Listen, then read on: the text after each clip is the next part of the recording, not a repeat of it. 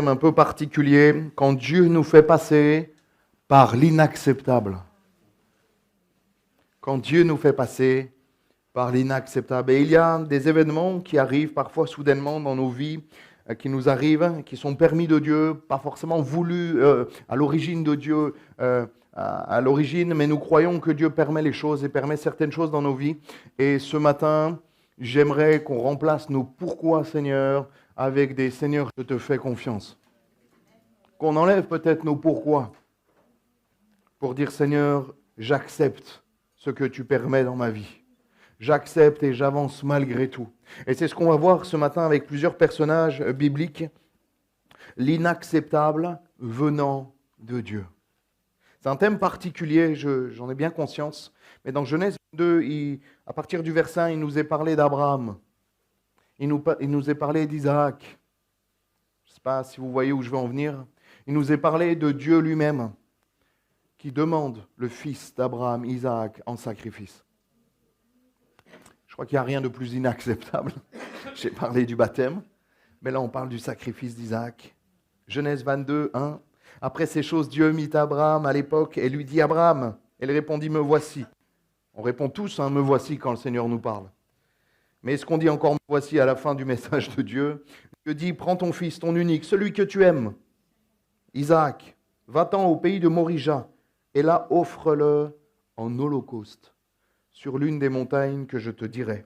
Abraham se leva de bon matin, sella son âne et prit avec lui 2 serviteurs, son fils Isaac. Il fendit du bois pour l'holocauste et partit pour aller au lieu que Dieu lui avait dit. Et c'est un texte très particulier. À l'époque, dans cette époque, les peuples païens qui n'appartenaient pas à Dieu avaient l'habitude de faire des sacrifices d'enfants et c'était commun, mais pas pour le peuple de Dieu. Mais Abraham ne le savait pas. Abraham partait dans cette optique de donner son fils à Dieu. Et moi, je ne sais pas si vous êtes comme moi, mais moi, j'aurais peut-être au moins fait répéter le Seigneur une deuxième fois. Pardon, Seigneur, j'ai mal compris. Tu peux juste répéter ce que tu viens de me demander? T'offrir mon fils, mon unique, celui que j'aime. Et là, on voit que c'est celui de la promesse que Dieu venait de donner à Abraham. Celui que Dieu avait promis à Abraham et qui vient de lui donner. Et Abraham ne va pas parler avec Dieu. Verset 3, il nous est dit, Abraham se leva de bon matin et y alla. Abraham se leva de bon matin. Accepter l'inacceptable de Dieu. Et bien sûr que Dieu va pourvoir et que Abraham ne va pas sacrifier son fils parce que Dieu n'est pas un Dieu qui demande ces choses-là et qui ne les laisse pas s'accomplir. Mais il voulait voir où en était la foi d'Abraham. Est-ce qu'Abraham était prêt d'accepter l'inacceptable pour lui? Est-ce que tu es prêt, mon frère, ma sœur, ce matin, d'accepter ce que Dieu te demande ou ce que Dieu te permet dans ta vie? Parce que Dieu, des fois, il y a comme une nouvelle soudaine qui arrive et qui est là dans ton cœur. Et des fois, il y a comme une mauvaise nouvelle qui arrive. La mort d'un proche. On apprend une maladie. On était au téléphone l'autre fois avec Jacqueline. On attend une maladie. On entend, le médecin nous dit, ce que tu as, c'est cancéreux. Et certains apprennent une nouvelle même. Tu n'en as plus que pour quelques jours, quelques mois. Quelques semaines, et il y a comme un constat, comme quelque chose qui tombe un coup près. On appelle, on apprend, il y a le téléphone qui sonne et on nous dit, cette personne-là est morte dans ta famille. Et je ne sais pas, mais c'est comme un choc dans nos vies. Vous vous souvenez même de la météo, de l'endroit où vous étiez, des personnes avec qui vous étiez quand on vous a appris cette nouvelle-là. Elle vient vous foudroyer, comme vous geler de l'intérieur. Quelque chose d'inacceptable, quelque chose même que physiologiquement le cerveau n'accepte pas tellement, la nouvelle est dure à encaisser. On connaît l'histoire parce qu'on a déjà lu ce texte, mais Abraham ne connaissait pas la fin. Il se prépare vraiment à sacrifier son fils. À un moment donné, il laisse l'âne, il laisse les serviteurs et il monte seul avec son fils, du bois et un couteau.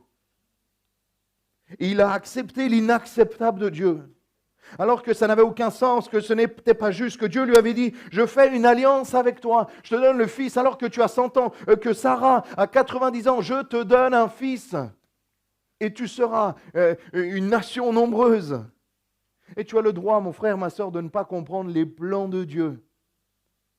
Mais déjà, quand tu lui demandes et tu doutes de lui, là, ça devient compliqué. Fais confiance à Dieu. Mon frère, ma sœur, ce matin, fais confiance au Seigneur et accepte même l'inacceptable qui vient de Dieu. Bien sûr, prie pour ces choses. Prie, remets toutes choses entre les mains de Dieu. Mais il y a un moment donné, et on en parlait avec une sœur cette semaine, et on se disait, mais il y a des épreuves que Dieu ne veut pas enlever tout de suite dans ta vie. Ça, c'est une réalité. Prie comme si Dieu allait l'enlever, mais aussi accepte que Dieu ne l'enlève pas instantanément. Et loue-le, adore-le, serre-le de tout ton cœur, même s'il n'enlève pas cette épreuve-là. Ne conditionne pas ton adoration, ta louange, ton service, ton cœur disposé en fonction de ce que Dieu fait ou ce qu'il ne fait pas. Adore-le, loue-le pour qui il est et non pas pour ce qu'il te donne. Bien sûr, on l'a remercié. Encore ce matin, des fois se sont élevées, la mienne également. Seigneur, tu es bon, tu as changé ma vie, bien sûr, mais je veux aussi te louer et t'adorer pour qui tu es. Même si je passe par l'épreuve, je crois qu'il n'y a pas de plus belles louanges et de plus belles adorations que celles qui sont faites en plein milieu de l'épreuve. Quand tu pries et que Dieu n'enlève pas l'épreuve, mais que tu le pries et que tu le loues quand même. Alléluia. Et je crois qu'il y a une puissance dans cela. Dieu n'enlève pas toujours l'épreuve quand on le demande. Bien sûr qu'il est souverain, il fait ce qu'il veut, il est tout puissant. Amen. Un mot de sa part et la maladie, elle s'en va. Je le sais, on l'a déjà vécu. Il y a eu un témoignage il y a 2 semaines. On a des témoignages, on a des gens qui ont été guéris et délivrés, sauvés, restaurés. On le sait tout ça. Mais il y a un moment donné où Dieu permet l'épreuve. Et Dieu permet comme un temps de cette épreuve qu'il a prévu, qu'il a déjà prédéfini. Et des fois, le fait d'accepter cette épreuve peut l'écourter également.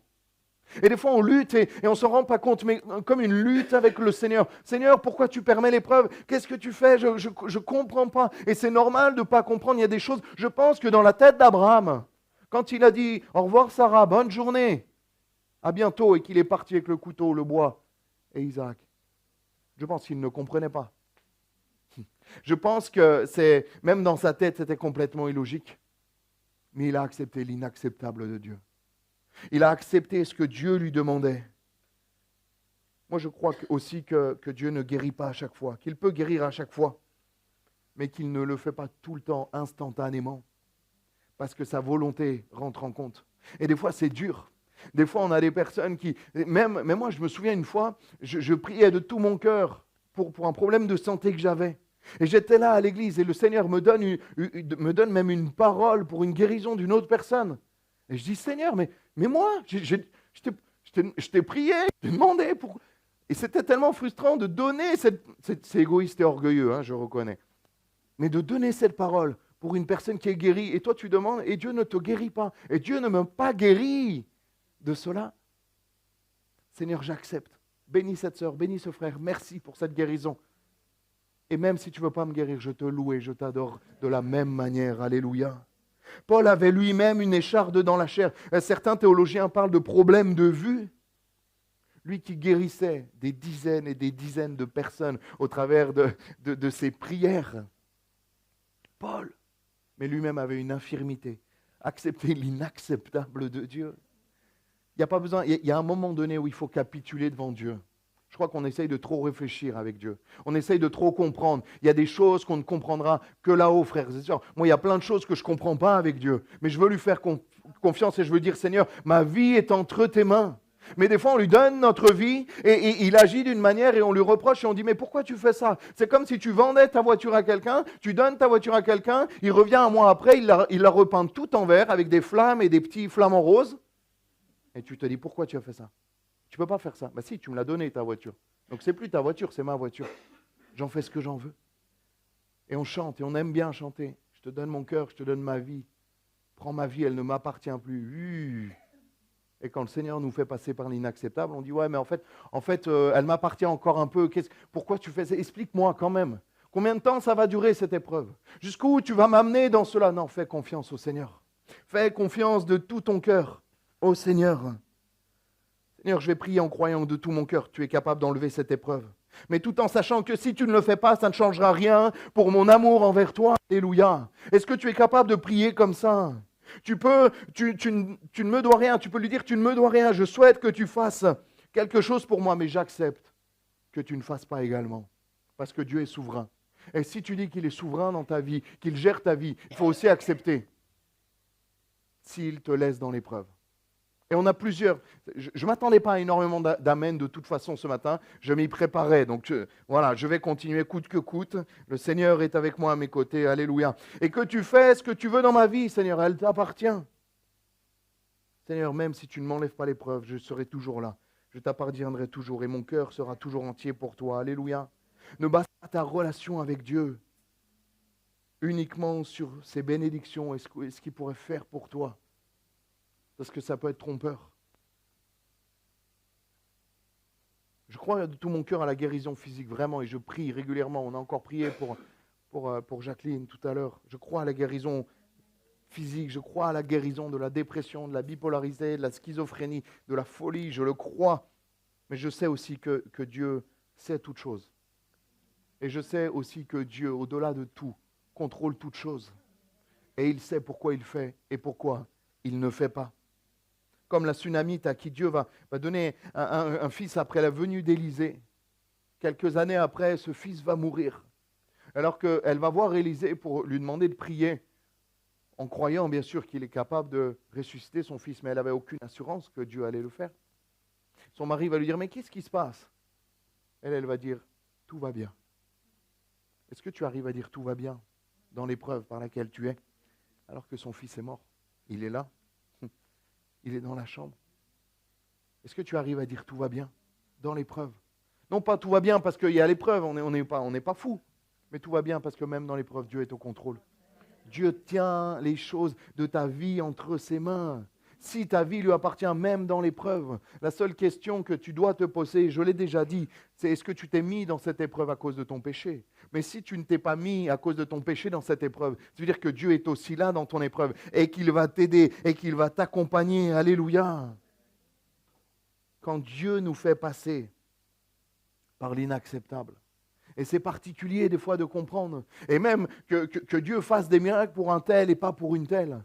Quand il y a des personnes qui passent par la maladie et qui sont là jour après jour, qui ont 40 ans de vie d'église, qui ont raté 2 réunions dans leur vie et qui portent la maladie. Et des fois, il y a une personne qui arrive là pour la première fois, elle met sa foi dans le Seigneur, on prie pour elle, elle est complètement guérie de la même maladie que la sœur traîne depuis 40 ans. Comment accepter l'inacceptable? Fais confiance au Seigneur. Il sait toutes choses et il tient toutes choses entre ses mains. Fais confiance au Seigneur, comme la Sunamite le faisait, comme Abraham a accepté l'inacceptable. Et Dieu l'a restauré, Dieu l'a relevé, Dieu l'a béni d'une manière particulière, parce que Dieu aime bénir ceux qui lui font confiance. Quand Dieu nous fait passer par l'inacceptable, la perte d'un enfant, la maladie, il y a des épreuves que le Seigneur n'enlèvera pas forcément et même permet dans nos vies, mais il va nous aider à les traverser. Prie de tout ton cœur comme si Dieu était capable de l'enlever cette épreuve, parce que Dieu est capable d'enlever cette épreuve. Mais force est de constater qu'il y a des moments donnés où Dieu permet certaines choses, certaines épreuves dans nos vies pour nous apprendre, pour certaines choses que l'on ignore et que Dieu permet. Commence à dire, Seigneur, j'accepte ce que tu permets dans ma vie. Même si je ne comprends pas, même si ça me paraît injuste, même si ça me paraît illogique. Seigneur, j'accepte ce que tu permets dans ma vie. Et je comprendrai là-haut. Et je sais que toute chose concourt au bien de ceux qui aiment Dieu. Est-ce que tu aimes Dieu? Alors toute chose concourt à ton bien. Même les épreuves par lesquelles tu passes, même les choses complètement tragiques, même des choses terribles. Dieu n'est pas à l'origine de tout cela, mais parfois il permet certaines choses dans nos vies. Mais la Bible nous dit, et Paul va dire aux Corinthiens 10, verset 13, « Aucune tentation ne vous est survenue qui n'ait été humaine. Et Dieu qui est fidèle ne permettra pas que vous soyez tentés au-delà de vos forces, mais avec la tentation, il préparera aussi le moyen d'en sortir, afin que vous puissiez la supporter. » Il préparera aussi le moyen d'en sortir, afin que vous puissiez la supporter. Dieu va t'aider. Si Dieu n'enlève pas l'épreuve instantanément et tout le temps, Dieu doit venir et peut venir si tu l'appelles dans ton épreuve à chaque fois. Si je n'ai pas la conviction que Dieu guérit à 100% tout le temps, il peut guérir et on le sait, il guérit souvent, mais il y a des fois où il ne guérit pas. J'ai l'assurance par contre que dans mon épreuve, dans ma maladie, il va venir et il va m'aider. Ça, c'est une assurance, mon frère, ma soeur. Ça, c'est une assurance. Le Seigneur, je suis vraiment à la limite de ne pas tenir. Tu vois, cette épreuve qui est tellement grande et qui est tellement forte, je ne sais pas si je pourrais la supporter. Seigneur, aide-moi. Seigneur, j'accepte l'inacceptable. Seigneur, j'accepte ce que tu permets dans ma vie, même si je ne comprends pas, même si peut-être que je ne mérite pas ça. Seigneur, je l'accepte. Je vous invite ce matin à remplacer vos pourquoi par Seigneur, je te fais confiance. Seigneur, je te fais confiance. Je veux arrêter de... Des fois, on ne se rend pas compte, mais on négocie avec Dieu, en fait. Ne négocie pas. On a peut-être, dans notre pays, dans nos églises, abaissé un peu Dieu ou on s'est un peu trop élevé à l'égal de Dieu. Seigneur, je te fais confiance. Dans l'épreuve, dans l'abondance, dans la disette, dans la faim, dans la maladie, dans le deuil. Seigneur, je te fais confiance. Notre place, les amis, je le répète souvent en ce moment, elle est à genoux devant Dieu. Seigneur, je ne veux pas te demander pourquoi. Seigneur, je ne comprends pas. On a le droit de ne pas comprendre. Mais Seigneur, je te fais confiance. Je ne comprends pas ce qui se passe, mais je te fais confiance. Seigneur, j'ai peur, mais je te fais confiance. Seigneur, j'ai mal, mais je te fais confiance. Seigneur, il y a la tristesse qui est là, mais je te fais confiance. Seigneur, l'épreuve est là, les angoisses sont là, mais je crois que tu vas venir dans mon cœur, Seigneur, et tu vas me donner la paix, tu vas me montrer et mettre dans mon cœur l'assurance que tu es chaque jour avec moi jusqu'à la fin du monde. Alléluia. Parce que tu me l'as dit, vous aurez des tribulations, mais prenez courage, j'ai vaincu le monde. Alléluia. Et avoir cette assurance que le Seigneur est là. Que tu me guérisses ou que tu me reprennes, que tu reprennes même ma vie, je te fais confiance. Alléluia. Et c'est cette réalité qu'il faut se imprimer dans nos esprits, je crois. Et c'est souvent quand on capitule devant Dieu que la situation évolue aussi. J'accepte, Seigneur, la maladie. J'accepte l'épreuve, j'accepte ce que tu permets dans ma vie. Seigneur, je te fais confiance, je m'abandonne. Capitule devant Dieu. Arrête de demander pourquoi tu permets ça, pourquoi cette sœur tu l'as guérie et moi pas, pourquoi là je sais qu'il y a un témoignage, c'est beau, ça m'encourage, mais en même temps ça me fait mal parce que moi je prie. Et des fois, les amis, c'est au-delà même de la foi. Il y a des sœurs, on a une sœur il y a quelques années, elle a été guérie d'une maladie dégénérative au niveau des mains, elle a été complètement guérie, c'était du temps de Kevin, c'était merveilleux. Et il y a une autre sœur qui a cette même maladie et qui a, croyez-moi, tout autant la même foi et qui peine avec cette maladie-là. Pourquoi, Seigneur? Je ne sais pas, mais j'accepte, Seigneur. Je te fais confiance. Déjà, quand tu demandes pourquoi à Dieu, c'est déjà un manque de confiance. Seigneur, je ne comprends pas, je te fais confiance. Seigneur, je te fais confiance et je veux capituler, je veux m'abandonner devant toi. Il y a des fois, il faut même arrêter, dans certains cas, que Dieu enlève l'épreuve, mais Seigneur, accompagne-moi dans l'épreuve. Permets que cette épreuve, je sorte grandi et je tienne toujours bon dans cette épreuve. Seigneur, viens dans ma vie et je vais prendre l'exemple. Et après, on prendra l'exemple même de Job. La priorité de nos prières doivent toujours être le salut des âmes et le royaume de Dieu, avant même la guérison. Vous avez remarqué que quand quelqu'un dans notre famille, un converti, tombe malade, on va tout de suite s'affoler, on va dire, pasteur, il faut qu'on prie pour lui. Mais on s'était moins affolé avant pour son salut. Alors que s'il est guéri et qu'il vit encore 15, 20 ans, 40 ans et qu'il va en enfer, ça ne changera rien. Prions d'abord et en priorité pour le salut des âmes. La guérison et la restauration, les miracles et les prodiges sont toujours là pour accompagner la parole de Dieu et confirmer l'évangile, alléluia, sont là pour ramener. Dieu n'est pas un guérisseur. Dieu n'est pas un guérisseur, il guérit. Mais tout ce qu'il fait est là pour le salut des âmes. Et Dieu, des fois, n'a pas la même réalité que nous avons, plutôt pas la même réalité des choses que Dieu. Parce que l'objectif, et le seul objectif de Dieu, c'est la vie éternelle. C'est la vie éternelle. Et nous voulons que Dieu sauve, premièrement. Et des fois, Dieu libère d'une manière glorieuse. On pense à Daniel dans la fosse aux lions. C'est vrai, hein? Daniel dans la fosse aux lions. Les lions ont été calmés par la puissance de Dieu. Juste avant, il y a Shadrach, Meshach et Abednego qui ne plient pas le genou devant le roi de Babylone. Et ils savaient, ils voyaient la fournaise, ils savaient ce qu'il est. Mais ils vont dire une phrase magnifique. Nous savons que Dieu peut nous délivrer. Ce n'est pas nous savons qu'il va. Nous savons que Dieu peut, mais même s'il ne le fait pas, nous ne nous prosternerons pas devant toi. C'est tellement beau. Et c'est ça la foi. C'est pas la foi si tu sais déjà qu'il va te délivrer de la fournaise. C'est pas la foi. Si tu sais qu'il va te délivrer de la fournaise, c'est pas la foi. La foi, c'est même si je dois mourir brûlé dans cette fournaise, je ne me prosternerai pas devant toi parce que je me prosterne que devant Dieu. Daniel, ses amis, il les a sauvés. Mais Jean-Baptiste, pour moi, il est aussi grand que Daniel, Jean-Baptiste. Hein. Il a fini décapité. Hein. Excusez-moi, on est entre nous. Hein. Sa tête sur un plateau. C'est ça la réalité. Pourtant, Jean-Baptiste avait autant la foi dans son Dieu que Shadrach, Meshach, Abednego, que Daniel qui ouvrait les portes. Ah oui, on ne peut pas prier? Eh ben moi, je vais ouvrir les fenêtres et je vais continuer à prier. Parce que personne ne m'empêchera de prier mon Dieu. Mais il y a des fois où Dieu n'enlève pas l'épreuve, mais il nous accompagne. Il nous accompagne dans ces moments-là. Espérer que Dieu agisse en réalisant qu'il ne nous doit rien. C'est ça la réalité de notre cœur.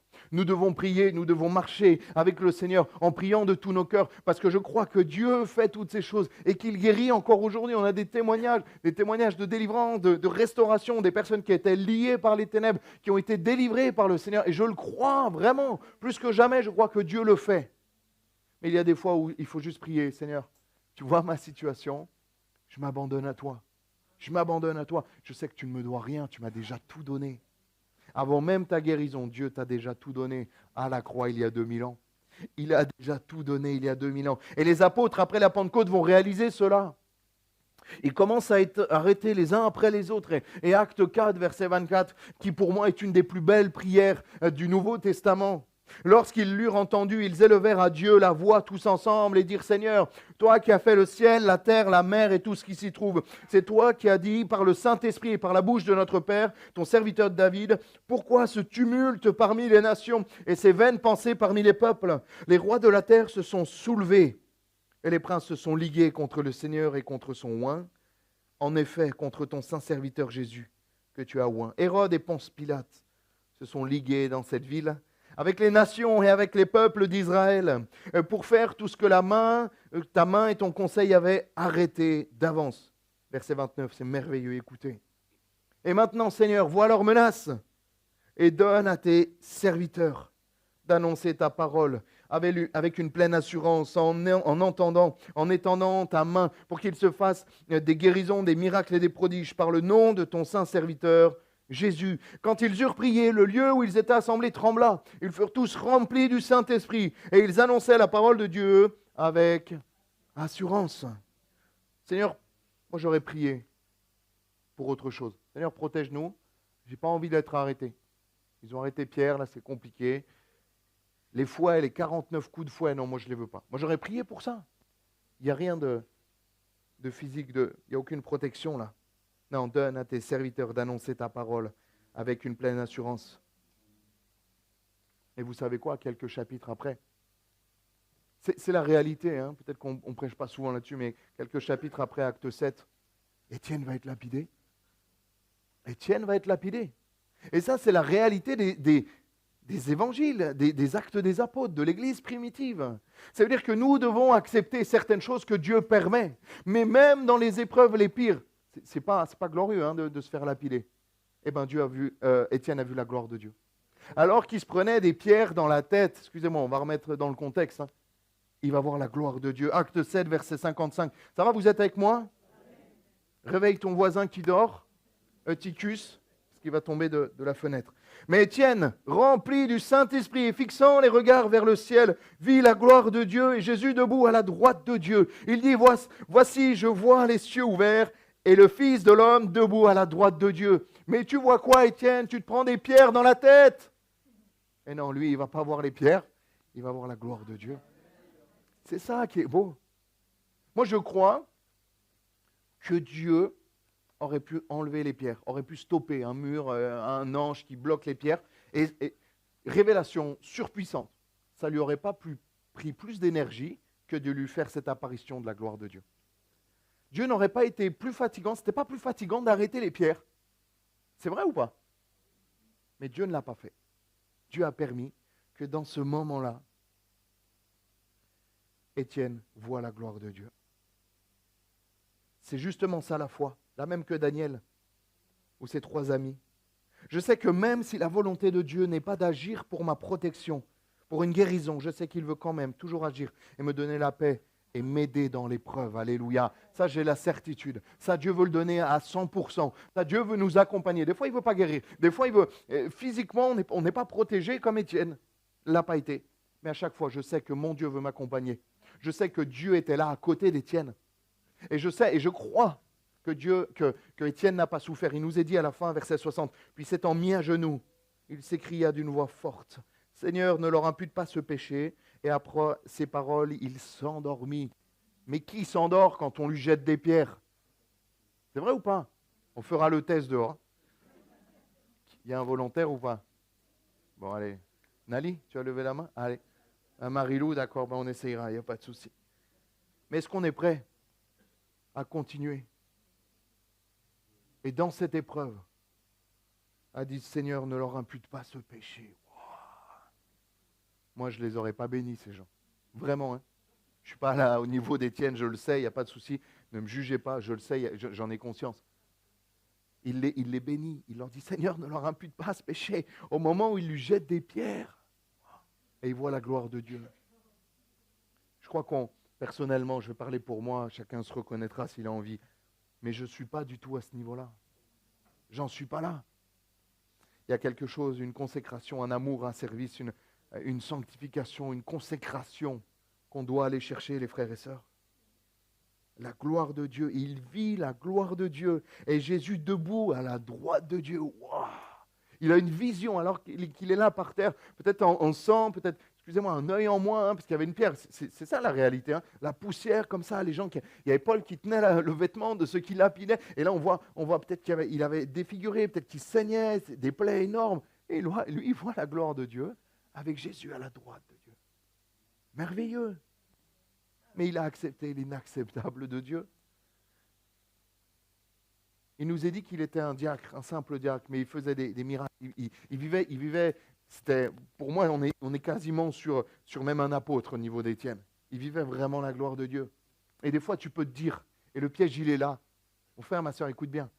Mais moi, je fais tout ça pour toi, Seigneur. Je sers. Et moi, je l'ai déjà dit. Hein.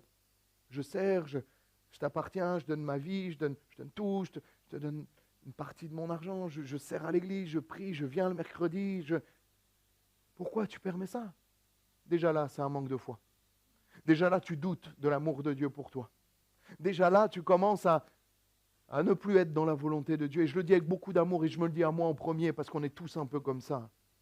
Seigneur, je veux accepter l'inacceptable. Parce que toi, tu as accepté l'inacceptable pour moi. Alléluia. Et on y reviendra. Je vais finir avec Job. Job, pendant tout ce livre, tout son livre, cet homme si particulier, irréprochable devant Dieu. Et qui pourtant va tout perdre. Le Seigneur va tout lui reprendre, ses enfants, ses biens, même sa santé. Et pendant tout le livre, il ne va pas se mettre en colère contre Dieu, mais il va se justifier. Il va dire, je suis juste, je ne mérite pas ça. Tout le livre de Job, avec ses amis qui sont des amis quand même en bois. J'espère que vous n'avez pas des amis comme ça. J'espère que vous n'êtes pas des amis comme les amis de Job. Mais tout le livre de Job, c'est vrai ou pas? Il va se justifier. Et il va dire, je suis juste et irréprochable. Et c'est vrai. Mais ce n'est pas parce que tu es juste et irréprochable que l'épreuve ne peut pas venir sur ta vie. Et des fois, on a confondu la sanctification, la consécration, avec le fait d'être intouchable, le fait d'être protégé, l'immunité. La sanctification, la consécration ne te donne pas l'immunité. Ou sinon, moi, j'ai rien compris aux évangiles. Hein, parce que sur les 12 apôtres, sur les 12 disciples, on enlève Judas 11. Il n'y en a qu'un qui est mort de vieillesse. Ça, c'est la réalité. Les autres, ils se sont fait massacrer. Mais même dans leur massacre, même dans leur mort, ils glorifiaient Dieu. Et je crois que même Dieu a été là dans leur mort et dans leur meurtre. Je crois que Dieu était bon même dans ces temps-là. Alléluia. Job 27, 6, je tiens à me justifier et je ne faiblirai pas. Mon cœur ne me fait pas de reproche sur aucun de mes jours. Et des fois, on est comme ça devant Dieu, comme Job. Et Job, humainement, il a raison de justifier. On sait, Job, que tu es juste, que tu es droit. C'était l'homme le plus juste et le plus droit à son époque. je suis juste, je suis droit. Dieu, je ne mérite pas ça. C'est pas normal. Fais-moi justice. Je ne mérite pas ça. Et je commence à réaliser personnellement qu'il faut arrêter de toujours se justifier auprès de Dieu et des hommes. Soit tu te justifies, soit il te justifie. Je le redis parce que c'est soit tu te justifies auprès de Dieu et auprès des hommes, soit c'est Dieu qui te justifie. Arrêtons de nous justifier. Arrêtons de toujours vouloir prouver même à Dieu, même aux hommes, arrêtons de vouloir toujours tout prouver à Dieu, même à Dieu. Des fois, on justifie devant Dieu, on plaide devant Dieu. Et on dit non, mais il y a ça, mais Dieu sait tout en fait. Dieu voit ton cœur, il connaît ton cœur. Et si tu te justifies, il tardera à te justifier. Mais il y a un moment donné où il faut capituler devant Dieu, sortir le drapeau blanc, se mettre à genoux et dire Seigneur, j'accepte ce que tu permets dans ma vie. Ce que tu fais, j'accepte ta souveraineté dans ma vie. Fais ce que tu veux de moi. Fais ce que tu veux de moi. Est-ce que tu as déjà dit ça au Seigneur? Corps, âme et esprit. Parfois, on ne se rend pas compte, mais on lutte avec Dieu, on négocie avec lui. Je ne mérite pas ça. Pourquoi tu permets ça? Ésaïe 45 nous dit, malheur à celui qui conteste avec son Créateur. Malheur à celui qui conteste avec son Créateur. Vase parmi des vases de terre, l'argile dit-elle à celui qui l'a façonné, que fais-tu? Et des fois, on dit ça à Dieu. Soyons honnêtes. Qui a déjà dit ça à Dieu? Qu'est-ce que tu fais dans ma vie? Il y a 3, 4, 5. Les autres, on priera pour la vérité. Alléluia. Et dans le livre de Job, qui est merveilleux, du chapitre 38 à 31, Dieu va remettre Job à sa place. Et je prie que Dieu nous remette à notre place. Dieu l'a déjà fait souvent pour moi, il le fait régulièrement. Et Dieu va dire à Job, il va un peu s'agacer, Dieu. Il va lui dire, mais où étais-tu lorsque je créais la terre, en fait? Où étais-tu? C'est toi qui mettais les limites à la mer? C'est toi qui aidais la biche à mettre bas? Est-ce que c'est toi, il va lui dire, est-ce que c'est toi qui fais tomber la pluie sur la terre? Est-ce que c'est toi qui fait toutes ces choses? Il va même parler du crocodile, de l'hippopotame. Il va parler de la beauté et la grandeur de la création. Il va lui dire, mais est-ce que c'est toi qui tiens tout ça entre tes mains? Il va parler, est-ce que c'est toi qui fais tomber les éclairs sur la terre? Et des fois, on se prend pour Dieu, comme Job. Dans ce texte-là, c'est pris pour Dieu. Ne doutons pas de la justice et de la volonté de Dieu. Nous pouvons tellement facilement inverser les rôles avec Dieu en lui disant, mais qu'est-ce que tu fais? Et quand Job, j'ai bientôt fini, a été remis à sa place, Job 42, verset 1, c'est merveilleux, les deux derniers chapitres de Job, ils sont merveilleux, les amis. Job répondit à l'Éternel, je reconnais que tu peux tout et que rien ne s'oppose à tes pensées. Quel est celui qui a la folie d'obscurcir mes desseins? Oui, j'ai parlé sans le comprendre, de merveilles qui me dépassent et que je ne conçois pas. Écoute-moi, là, il est toujours dans la maladie. Il n'a plus sa famille, il n'a plus ses serviteurs, il n'a plus ses biens. Là, il est toujours dans l'épreuve. Hein. J'ai parlé sans les comprendre. Verset 4, écoute-moi et je parlerai, je t'interrogerai et tu m'instruiras. Il dit ça à Dieu, je t'interrogerai et tu m'instruiras. Là, il revient à sa place. Mon oreille avait entendu parler de toi, mais maintenant, mon œil t'a vu. C'est pourquoi je me condamne et je me repens sur la poussière et sur la cendre. Je crois qu'il n'y a rien de plus puissant que d'accepter la volonté de Dieu dans ta vie. Même quand elle est inacceptable, mon frère, ma sœur. De reconnaître que tu peux tout, d'arrêter de parler comme si on comprenait complètement Dieu et ses plans. Je pense qu'on n'est même pas à 0,1% de l'intelligence de Dieu et de la puissance de Dieu. Accepte que tu ne comprends pas les merveilles de Dieu, que tu ne comprends pas un pourcentage de la grandeur de Dieu. Dieu est tout puissant, il est éternel, il a tout fait, il a tout créé sous les cieux et sur la terre. Il est tout puissant. Je vais le dire pour moi. Et moi, avec mon petit cerveau, de quelques centimètres carrés, ouais, comme ça, je ne sais pas la taille d'un cerveau, je pense pouvoir comprendre tout ce que Dieu a fait. Et quel orgueil, quel orgueilleux je suis, si je me mets à la hauteur de Dieu. Et c'est souvent à ce moment-là que Dieu va agir. Job 42, verset 12. Pendant ces dernières années, Job reçut de l'Éternel plus de bénédictions qu'il n'en avait reçu dans les premières. Il posséda 14 000 brebis, 6 000 chameaux, 1000 paires de bœufs et 1000 ânesses. Il eut 7 fils et 3 filles. Dieu lui a redonné, même encore plus. C'est marrant, mais ça coïncide au moment où il s'est remis en question et qu'il s'est abandonné, qu'il a capitulé devant Dieu. Alléluia. Et enfin, On doit accepter l'inacceptable de Dieu. Parce que Jésus a accepté l'inacceptable. Pour toi. Pour toi, il nous est dit dans Ésaïe 53, verset 4, « Cependant, ce sont de nos souffrances qu'il a portées. C'est de nos douleurs qu'il s'est chargé. Et nous l'avons considéré comme puni, frappé de Dieu et humilié. Mais il était blessé pour nos péchés, brisé pour nos iniquités. Le châtiment qui nous donne la paix est tombé sur lui. Et c'est par ses meurtrissures que nous sommes guéris. » Par ces meurtrissures que nous sommes guéris. On va fermer nos yeux et on va prier. Il a porté nos souffrances, il a pris tes douleurs. Il a été frappé, humilié pour toi, blessé et brisé pour tes péchés. Ce matin, dis-le dans ton cœur. Tu es libre, chacun est libre. Mais je t'invite à le dire en disant, Seigneur, j'accepte l'inacceptable. Ça fait peut-être des années que tu es malade. Tu dis, Seigneur, je sais qu'instantanément un mot de toi et la maladie s'enfuit. Je le sais, je le crois de tout mon cœur. Mais si tu permets que cette maladie continue, pour la mort ou pour la vie, je l'accepte et je te fais confiance. Commence à prier dans ce sens-là, pour ta propre vie. Dans ton cœur, tu dis, Seigneur, j'accepte l'inacceptable. J'accepte ce que tu veux, parce que même l'inacceptable de Dieu est toujours meilleur que ma propre volonté. L'inacceptable que Dieu a peut-être prévu pour ma vie, ce que Job a perdu, c'est toujours mieux que ce que moi je peux faire de ma propre intelligence. Ésaïe 53, verset 10, « Il a plu à l'Éternel de le briser par la souffrance. » Il a plu à l'Éternel de le briser par la souffrance. Dieu, il est parlé de Dieu par rapport à son Fils Jésus. Et après avoir livré sa vie en sacrifice pour le péché, il verra une postérité et prolongera ses jours. Et l'œuvre de l'Éternel prospérera entre ses mains. Dieu fait ce qu'il veut. Il a plu à l'Éternel de le briser par la souffrance. Les promesses de Dieu sont oui et amen.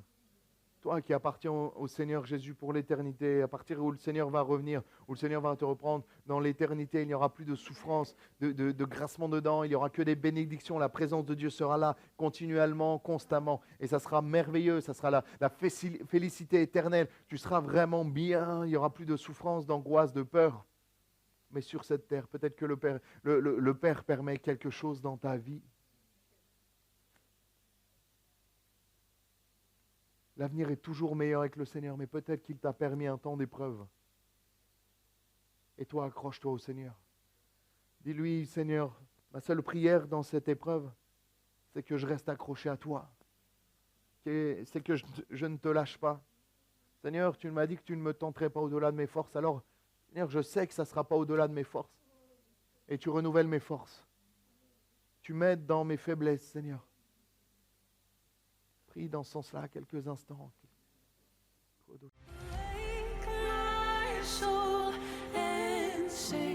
Sing his praise aloud. Sing his praise aloud. Oh,